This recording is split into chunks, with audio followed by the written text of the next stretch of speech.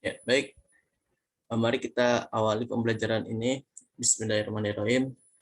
Assalamualaikum warahmatullahi wabarakatuh. Waalaikumsalam warahmatullahi Waalaikumsalam warahmatullahi wabarakatuh. Iya, wabarakatuh. bisa dibuka nggak kamera on cam pada adik-adik sekalian?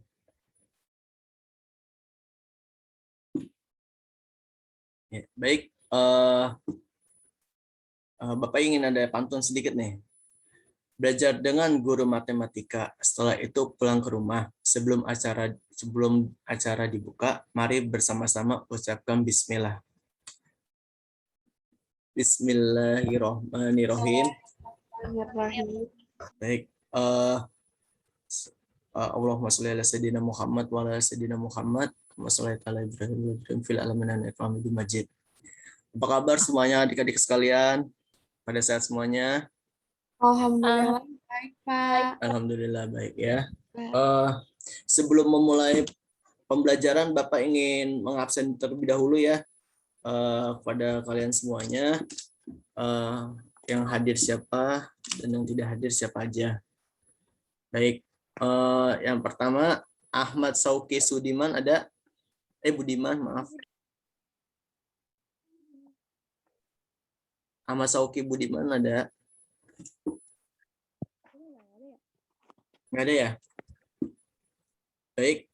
Anhaf Awika Neusfari ada hadir? Enggak. Aida Nur Lubis hadir? Nah ya. Alma Putri Kania hadir? Alma ada nggak Alma? Tidak ada ya? Ada, Pak, namanya Kania. Kania. Iya. Iya. Terus Auzora Fairuza Maulana ada? Auzora? Hadiran. Clarissa Arya Putri hadir? Clarissa ada? Nggak hadir ya? Terus Faras Zakira. Faras ada? Hadir. Hadir. Ada. Alhamdulillah. Terus Fazli Maulazi ada? Fazli Maulazi ada hadir? Nggak hadir ya? Gasani Fizla Safna. Hadir, Pak. Hadir. Isa Hafiz Gamala Mukti hadir? Oh, berkeluar? Kayaknya enggak, Pak. Oh enggak ya. Kemana? Juwita Aulia Hansa hadir? Hadir, oh. Kaisya Askia Permatasari hadir? Hadir. Lila Cahya Athiro hadir? Cahya? Lila Cahya? Enggak hadir ya. Mohafi Amadeo Al-Ghifari hadir? Enggak hadir ya. Muhammad Afi Amadeo. Muhammad Azhar Selian hadir? Muhammad Fikar Izzatul Quran Al-Malik hadir nggak?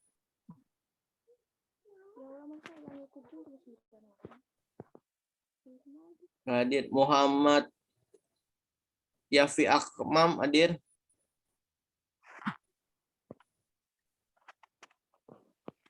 Nadira Farah Fauzi hadir? Nggak hadir ya. Muhammad Yafi Akram. Nadira Farah Fauzi hadir? Enggak ya. Nazia Hulki hadir?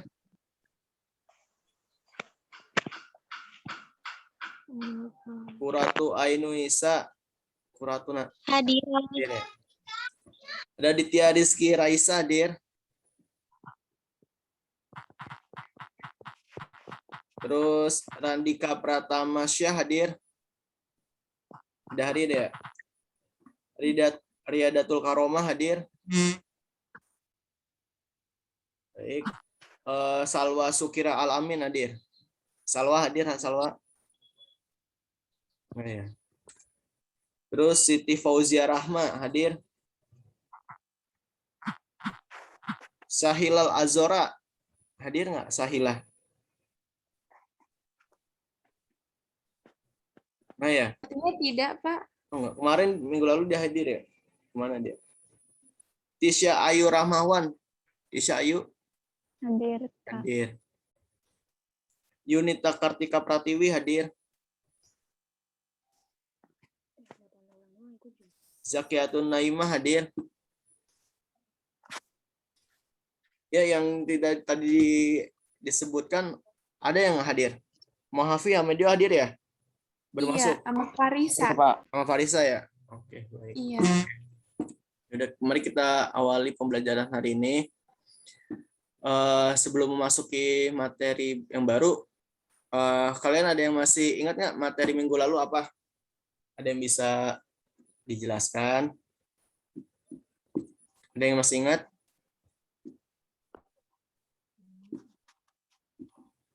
Ada yang masih ingat nggak materi minggu lalu?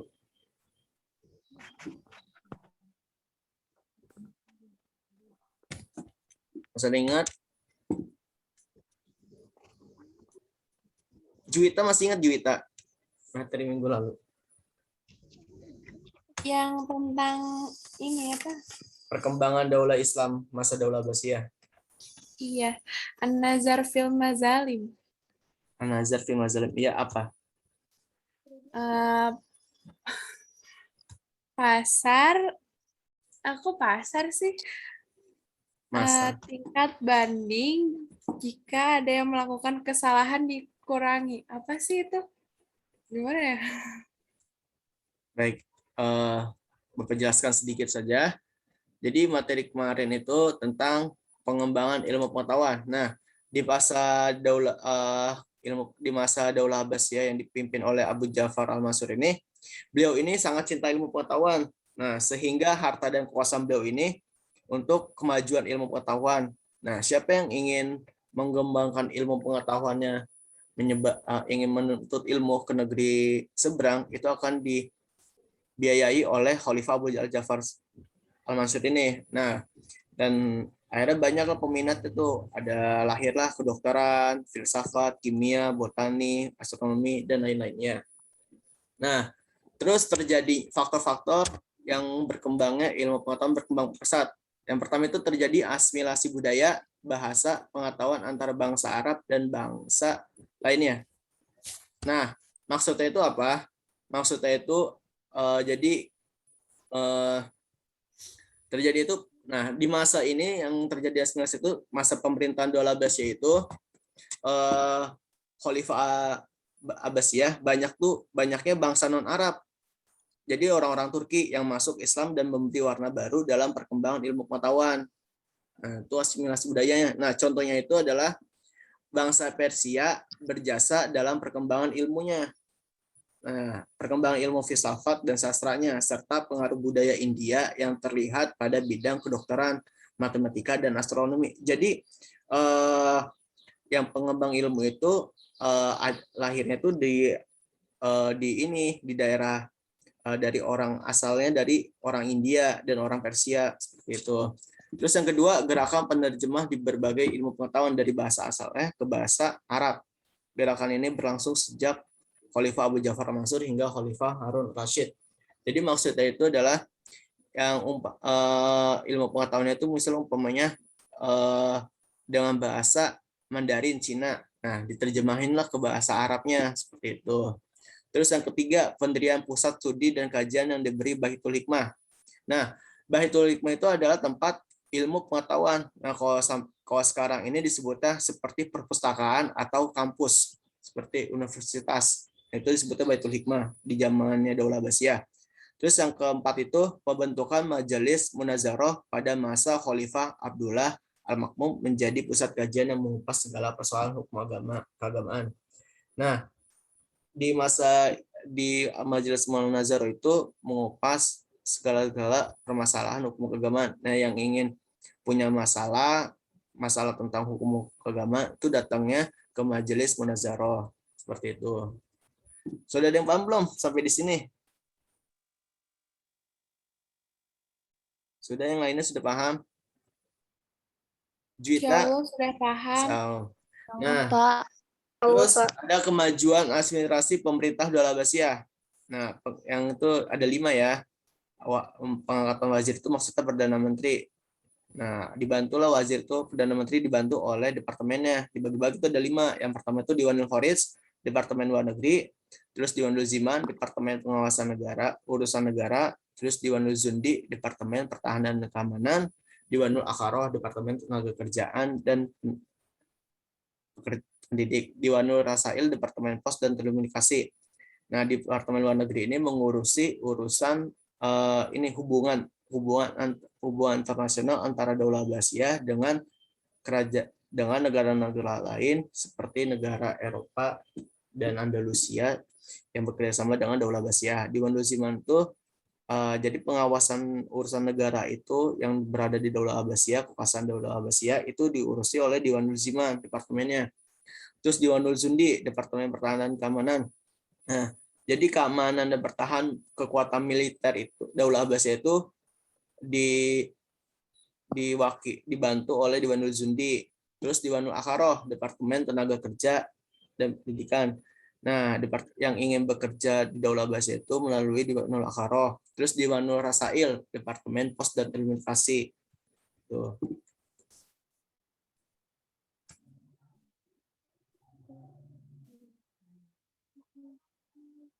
Nah, pengetahuan sekretaris yaitu Ketua Rasail, Sekretaris Bidang Persuratan, Sekretaris Bidang Kreatif Horas, Sekretaris Bidang Perpajakan dan Kas Negara, terus Aktif Jundi, Sekretaris Bidang Kemiliteran, Pertahanan dan Keamanan, Aktif Kuda, Sekretaris Bidang Hukum dan Perundang-undangan, Aktif Surta, Sekretaris Bidang Kepolisian dan Keamanan Sipil.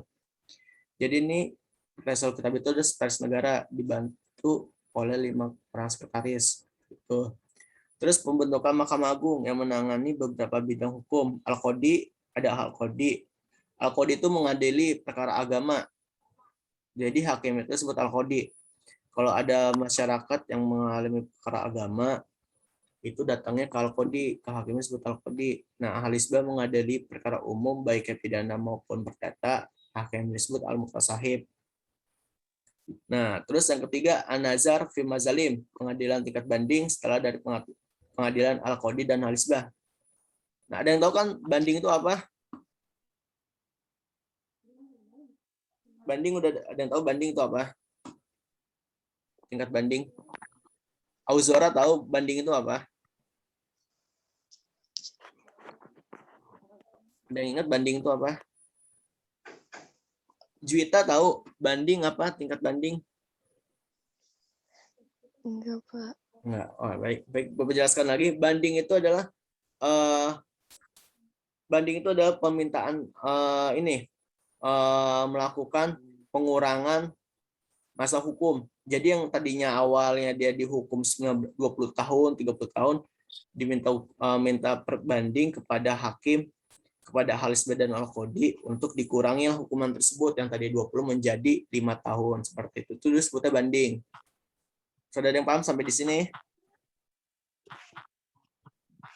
Halo anak-anak, udah ada yang paham semuanya Insya sampai di Allah sini? sudah, Pak. Alhamdulillah sudah.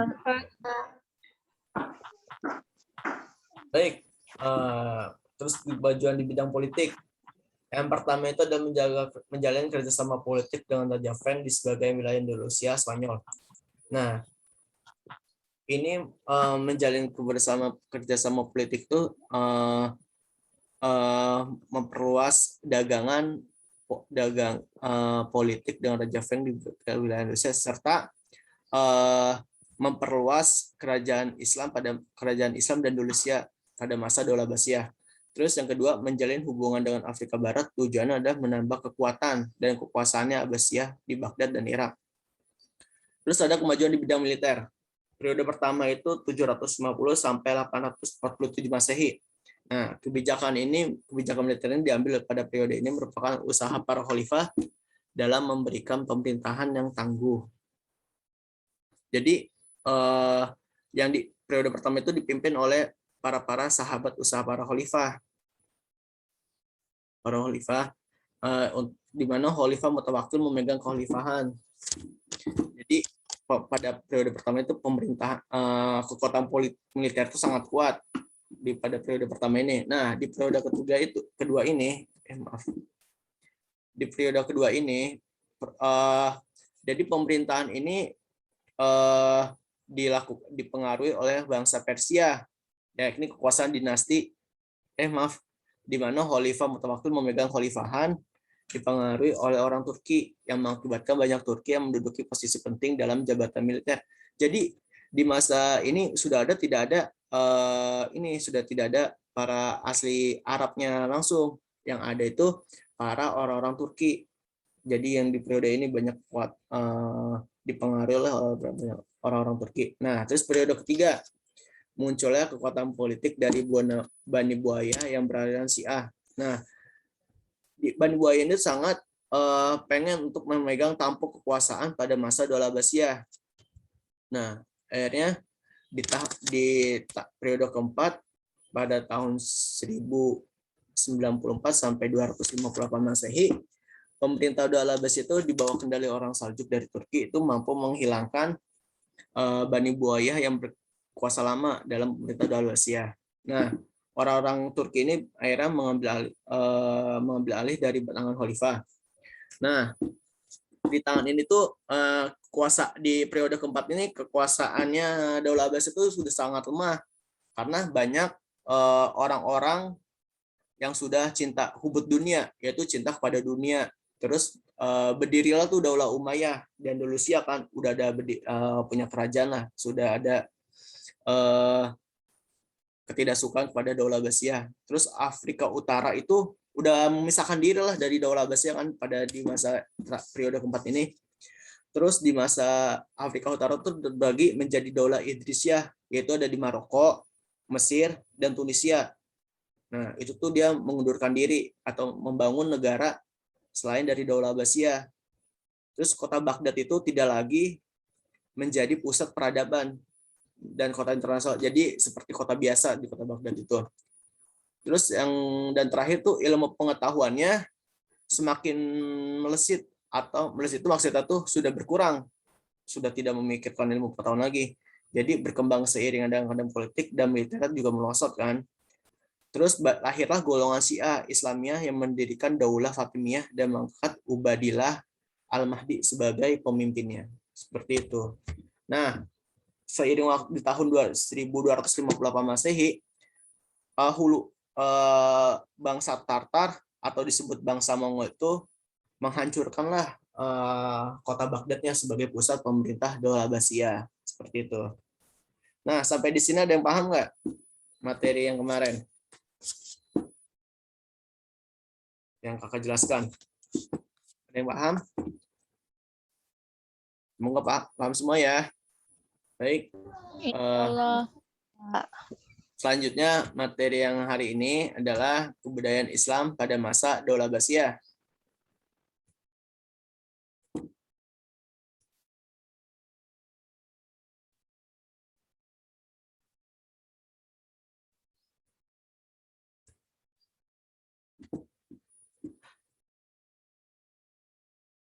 Nah, materi untuk hari ini adalah kemajuan di bidang ekonomi, dan yang kedua, kemajuan di bidang kesenian.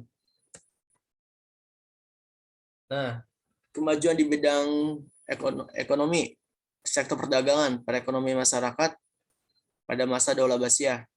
Nah, yang pertama dipimpin oleh Mahdi. Jadi di pimpinan Al-Mahdi ini, Khalifah Al-Mahdi, itu sektor perdagangannya sangat bagus dan sangat pesat. Nah, terutama itu adalah hubungan antara luar negeri dengan Daulah Abbasiyah. Itu mendatangkan keuntungan bagi Daulah Abbasiyah, yang terutama itu adalah kerjasama perdagangan antara ekspor dan impor Daulah Abbasiyah dengan hubungan luar negeri. Contohnya itu adalah kota Basra menjadi pelabuhan penting sebagai pusat di mana ekspor dan impor yang bisa mendatangkan kekayaan bagi Abbasiyah. Nah, terus ada sektor perindustrian. Nah, kota Basra itu menjadi pusat industri gelas dan sabun. Nah, jadi di sektor perindustrian itu banyak Daulah Abbasiyah itu mempunyai industri-industri yang mempunyai kota-kota tersebut mempunyai industri masing-masingnya. Nah, terus kota Kufa itu ada industri dan tekstil, mempunyai. Terus di kota Damaskus ada industri pakaian dan sutra, dan kota Syam pusat industri keramik dan kelas berukir. Jadi setiap kota itu mempunyai industri masing-masing dan berbeda-beda. Nah, itu akan diekspor keluar-luar yang ada di Daulah Abbasiyah. Nah, terus yang ketiga itu ada sektor pertanian. Di masa Khalifah Harun al-Rasyid ini, pertanian itu sangat kering dan sangat kering dan kemarau, mengakibatkan kemarau panjang sampai-sampai para petani itu kewalahan dan tidak bisa melakukan bertani. Nah, akhirnya Khalifah Harun al-Rasyid ini berkunjunglah ke Mekah dan Madinah untuk melakukan penglihatan, untuk terjunkan bagaimana keadaan yang sebenarnya yang ada yang dikatakan oleh orang-orang kan.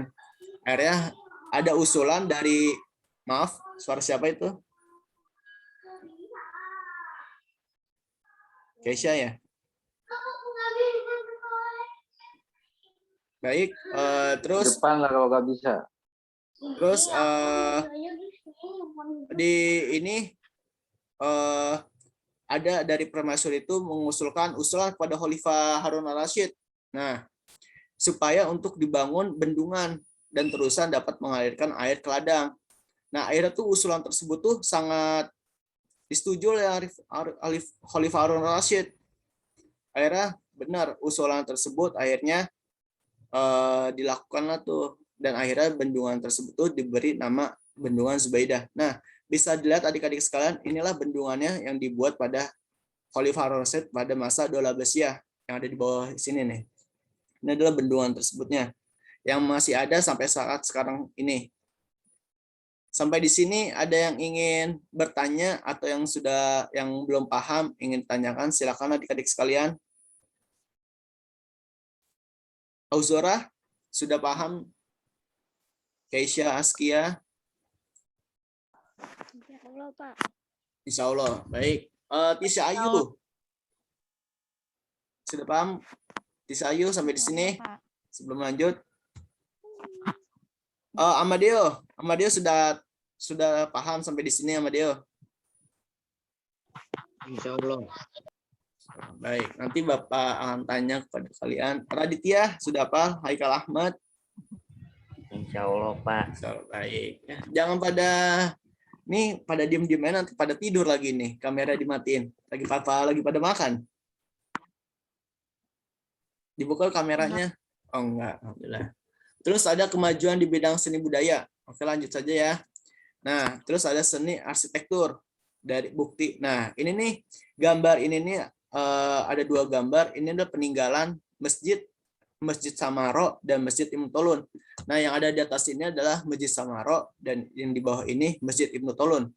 Nah, ini dibangun pada masa Daulah Abbasiyah, yaitu pada masa Khalifah Harun al-Rasyid. Nah, sampai saat ini bangunan masjid tersebut masih kokoh sampai sekarang nih. Nah, terus seni tata kota dan arsitektur pada masa Daulah Abbasiyah, yaitu ada kota Baghdad, ya kan, kota Samaro. Nah, kota Baghdad dan kota Samaro, Masjid Samaro dan Tolun tuh masih ada sampai saat ini.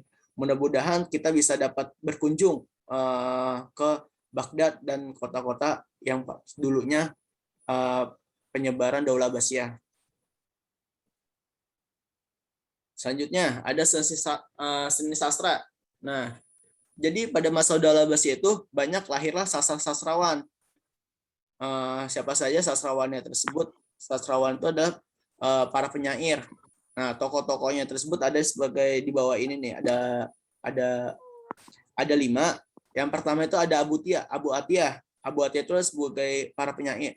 Abu Atiyah itu penyair yang terkenal pada masa Daulah Abbasiyah. Terus ada Abu Nawas. Ini Abu Nawas tuh, ini gambar Abu Nawas yang ada di gambar paling bawah. Pertama itu Abu Nawas, dan kedua itu ada Abu Tamam, yaitu 847 Masehi. Ya, dan yang ketiga ini ada Al-Buturi 821 sampai 900 Masehi. Dan yang terakhir ada Al-Munatadabi. Nah, kelima tokoh ini adalah para penyair dan sastrawan yang sangat terkenal pada masa Daula Abbasiyah. Baik. Terus ada Sesni Kasustraan. Jadi prosa pada masa Abbasiyah itu mempunyai karakteristik terdiri dari beberapa bagian, yaitu kiasan atau amsal. Amsal itu ada peribahasa, dan kata halikam itu disebutnya, kalau sekarang itu disebutnya kata mutiara. Nah, tokoh terkenalnya itu pada masa Daula Abbasiyah itu Ibnu al.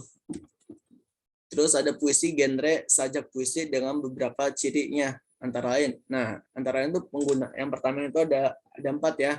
Cirinya itu yang pertama itu penggunaan kata uslub atau ibarat baru. Terus yang kedua pengutaran sajak lukisan yang hidup. Maksudnya lukisan yang hidup apa?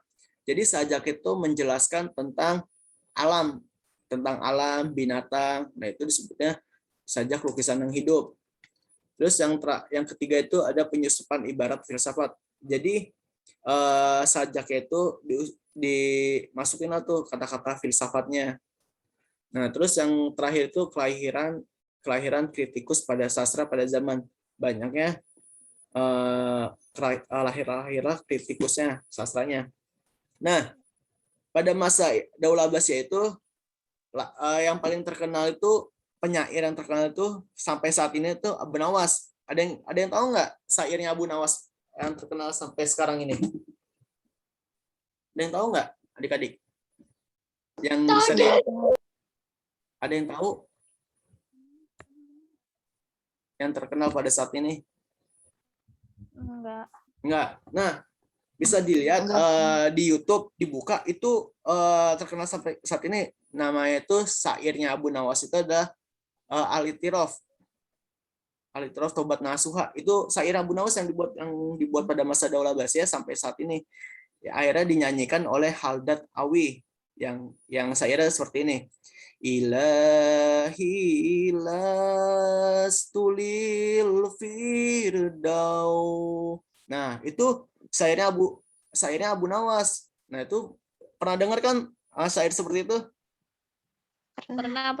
Nah, itu syairnya Abu Nawas, adik-adik sekalian. Itu Kenapa? itu terkenal pada masa Daula Abbasiyah, itu sangat terkenal sampai sekarang.